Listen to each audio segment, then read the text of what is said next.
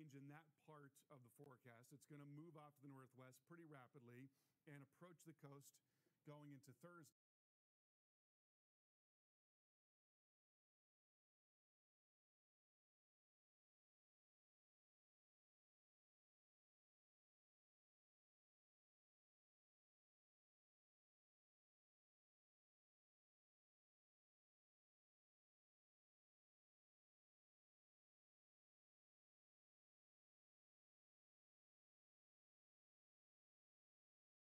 Charlotte, North Carolina, Greenville, South Carolina, Asheville, North Carolina, maybe even in the Atlanta metro area as well. Right. It makes it hard to make that decision of where you're going to go if you're going to evacuate. In fact, I had a viewer tweet me tonight asking, she has friends in Fayetteville that were wanting to go to Auburn, Alabama in order to evacuate. She's like, with this southwest turn, should I be okay in Auburn? Probably so. It looks good right now, but it's a hard choice to make. It's a very hard choice to make. And, you know, another thing I suppose you could think about is, you know, if you are going to get off the coast, but you're going to be in an area where it's going to rain a whole lot, you know, let's say that you don't have the option of driving, you know, completely out of the influence of the storm. You're going to be in an area that's going to rain a lot. Well, then maybe you need to think about the types of places where you would go. Right. You know, what sort of a hotel are you going to choose? Are you going to choose a hotel that's, for example, anywhere near a creek or a stream or a river or in any sort of low-lying area? You know, these are things that, you know, maybe it's hard to sort of determine that,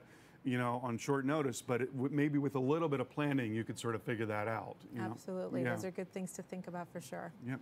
All right, well, let's talk a little bit more about the flood threat and the inland flooding that we're expecting. And a couple of key points that we want to get across to you is that, first of all, due to the uncertainty of what happens with Florence after it makes landfall, the greatest impact area is really going to be tough to determine ahead of time. Catastrophic flooding is expected in some locations. Locations that don't normally flood or have never flooded before could flood in this kind of a situation.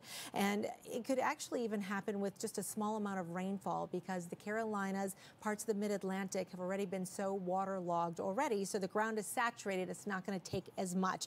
And then flooding from rivers could be occurring long after the rain stops. In fact, this could go on well beyond a week, potentially, depending. So here's the latest rainfall forecast. This is from Wednesday to Monday. And again, keep in mind that some of these locations are going to change a little bit, but we are going to be measuring the rain in feet in some locations. When we take a look back at history and what some of the worst tropical systems have done in terms of rainfall across the country, well, a lot of them, of course, have happened across parts of the South, but we've also seen it happen to the Carolinas. So Jerry, back in 1995, brought South Carolina about 18.5 inches of rain. And North Carolina, of course, so many people remember Hurricane Floyd that brought more than 2 feet of rain. And some of our models are predicting more than that. And remember, there's so many different factors that go into this.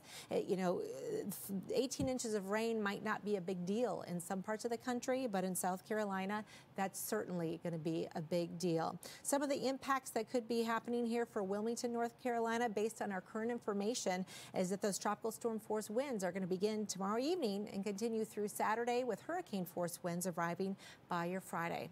Well, evacuations are underway for millions as Florence moves ever closer to the East Coast. You're looking live at Wilmington, where you are under a hurricane warning. Stay with the Weather Channel and our continuing coverage of Hurricane Florence. We're going all night long. We're going to get you through this storm.